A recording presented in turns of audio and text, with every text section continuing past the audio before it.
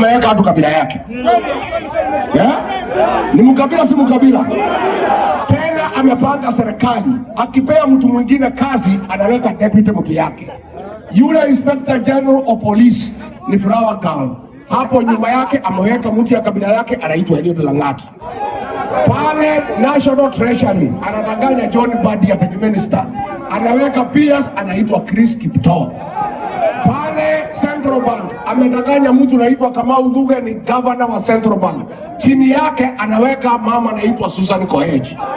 Pale Ministry of Agriculture anaweka Mutahi Kagwe. Hapo nyuma yake anaweka PS anaitwa Engineer Rono.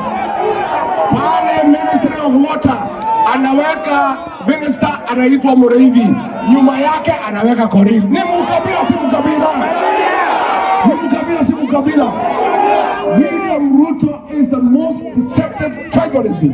Tribalism since the independence of Kenya. Ni mkabila si mkabila. Alafu yeye anaita sisi wa kabila. Ni vile ukiwa mwizi unaanza kusema yule mwizi. Na wewe ndio nini? Ni mkabila si mkabila. Wewe William Ruto wa Kenya wamekujua. Na Wakenya watakufukuza asubuhi mapema. Yeye unajua alikuja kwetu akatudanganya na Biblia. Alikuwa anasema ati mwangai ya ngosho. Alikuwa atanaiba nyimbo zetu. Na kula mahindi na viazi. Ndio tufikiria ni mmoja wewe. Sasa nimeona kwa Raila anakula omena. I'm not sure what William Ruto is going to do as far as Rigathi Gachagua is concerned. But every time Rigathi Gachagua holds a mic, it destroys him completely. And to make matters worse, Rigathi Gachagua is such an orator that the common man is able to listen and connect what Gachagua is saying and what William Ruto is doing very fast. So therefore, I don't know what William Ruto is going to do as far as Rigathi Gachagua is concerned. I'm telling you, if there's a mistake that President William Ruto made, it is releasing Rigathi Gachagua to the public. And indeed is becoming our darling.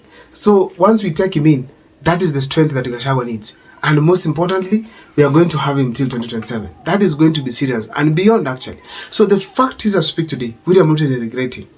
And ladies and gentlemen, on this particular video, I want to show you a serious tactic that Rigathi Gachagua uses, which takes President William Ruto back to the drawing board. But before I do so, if this is the first time you're watching my videos at Mokwa Times, feel free to subscribe, like, and comment. Also, my number is here as well. Feel free to call me.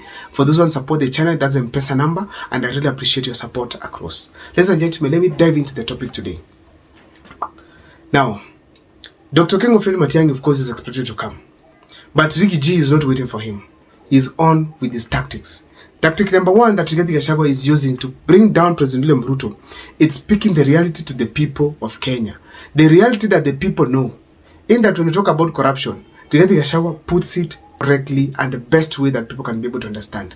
And let me tell you this. When I look at Rigathi Gachagua and listen to his speech, he touches on things like muongo. Wewe Kasongo. William Ruto wewe. Wewe arafu mashamba. Wewe mwizi. Wewe muongo. Aende asiende. Aende asiende. Atembee asitembee. Wangapi? Right now as we speak in the country, people don't trust President William Ruto. He gives promises and actually has been dubbed to be a liar. You know that across the country. So when he speaks about it, he relates it to the people directly. And then people connect to President William Ruto. So people are able to tell the person who is Mwongo, it's Kasongo. So as a result, you realize that people can be able to understand Rigathi Gachagua and eventually turn from President William Ruto seriously. So it gets to really divert people's minds as far as support for William Ruto is concerned. Secondly, the issue of Mwizi. Right now in the country, grabbing of land it has become very common. And we all know that in not once, not twice, leaders in power have been implicated before. So when we get Rigathi Gachagua coming out to speak about it, people easily connect to William Ruto. So eventually realize that William Ruto's name is completely being tarnished every day. If he goes to a place where Rigathi Gachagua has gone, probably to have a function, I'm telling you it is terrible. I'm waiting to see Rigathi Gachagua go to places like Kibra. It will not be easy for William Ruto.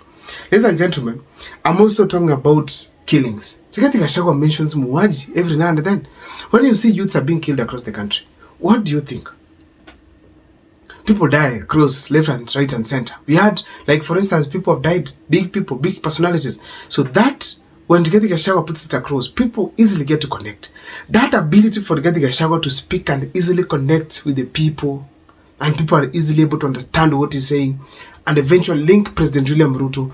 That's one of the little tactics of Rigathi Gachagua. Number 2 is the issue to do with extrajudicial killings. Hii maneno ya kuua Gen Z is one of the reasons ilifanya mimi nikakosana na William Ruto. Kwa sababu mimi ni Mkristo na mimi ni bwana ya pastor. Alipoamua hii watoto wauawe, nikamwambia hii ni makosa. You cannot kill children. These are innocent people. They are just articulating what they believe in. Ladies and gentlemen, if there's a mistake that has happened in President William Ruto's regime, it is the killings. He can build roads, but those roads the reputation can be destroyed with the killings. As we speak today, we are talking about the death of Albert Ojwang. Albert Ojwang is a youth from the broad-based government, broad-based region, I mean. Someone who should be at least feel free to even air his views. But now someone from the broad-based is being murdered and the broad-based leaders are quiet. You ask yourself, what's the problem? What's the problem with these people? So literally as we speak today, ladies and gentlemen, the broad-based government has failed the people of Kenya because they have even allowed the broad-based region people to get killed, and that is not fair. Ladies and gentlemen, as we speak today, I can see it categorically that what is happening with Rigathi Gachagua, as far as airing out the issues to do with the killings, I feel strongly that William Ruto gets destroyed and goes back to the drawing board again. Now, the worst thing is that as Rigathi Gachagua talks about it, and people get to connect William Ruto with them, and eventually hate him more, then they also keep happening within William Ruto's government. Like now from nowhere, who expected Albert Ojwang was to be killed and probably die in the police custody? It's not easy for such things to happen. Ladies and gentlemen, another thing that William Ruto actually keeps on crying about, it's when Rigathi Gachagua speaks about corruption.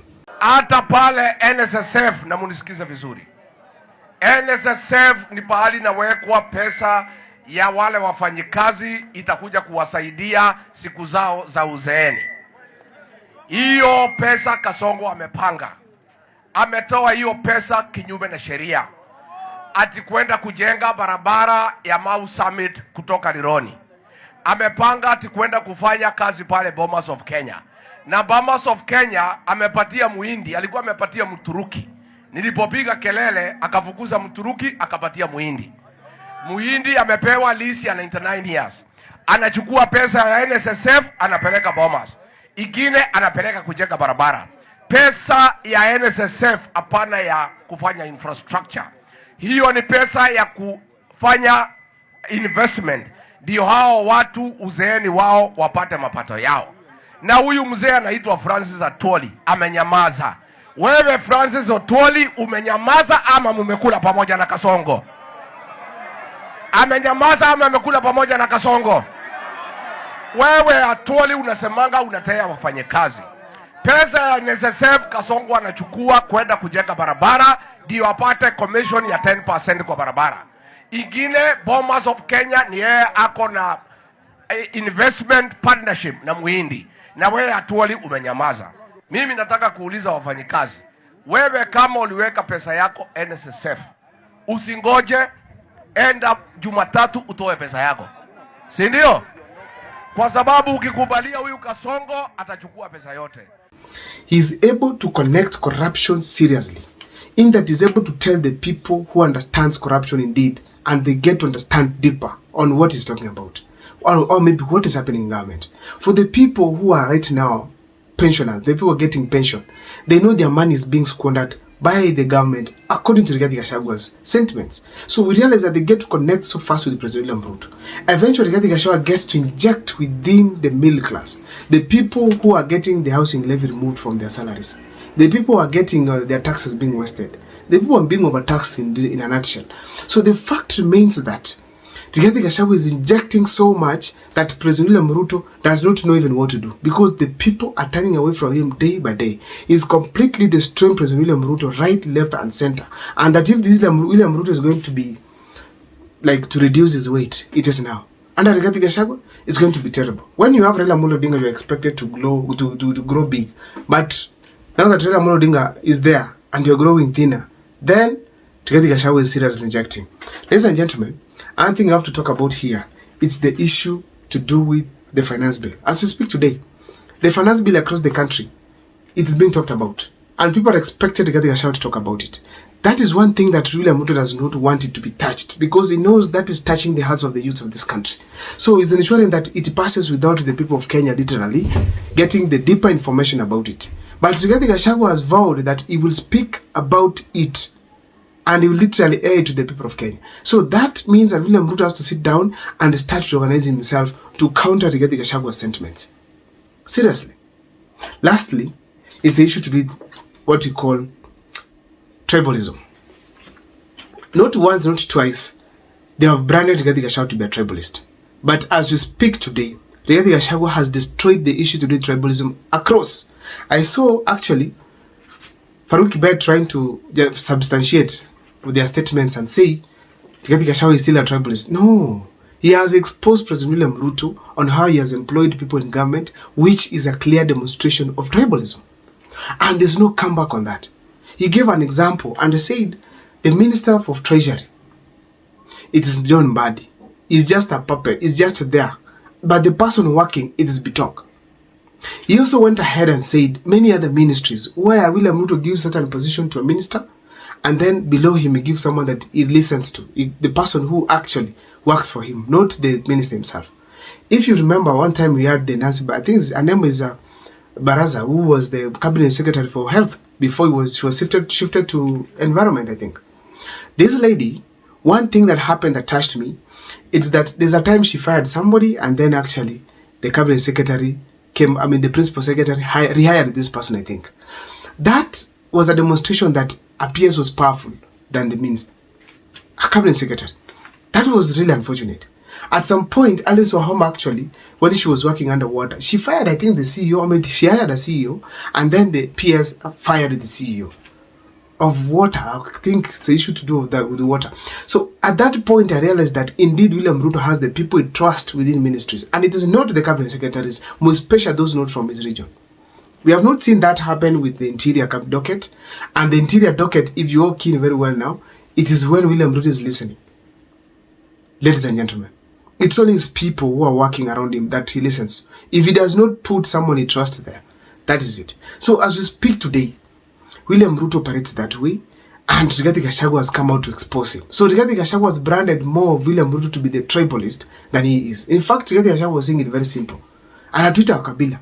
Na yeye ndio mkabila mkubwa wa dunia hii, Kenya hii. So in a nutshell, Rigathi Gachagua has destroyed President William Ruto completely, and if Kenyans will decide to vote William Ruto in, it is literally out of ignorance. But if Kenyans will be consciously voting William Ruto in, then they will, if they are going to consciously vote, then they are going to vote William Ruto out. My name is Abel Moko. I don't know what's your take on the comment section. Show me what you think.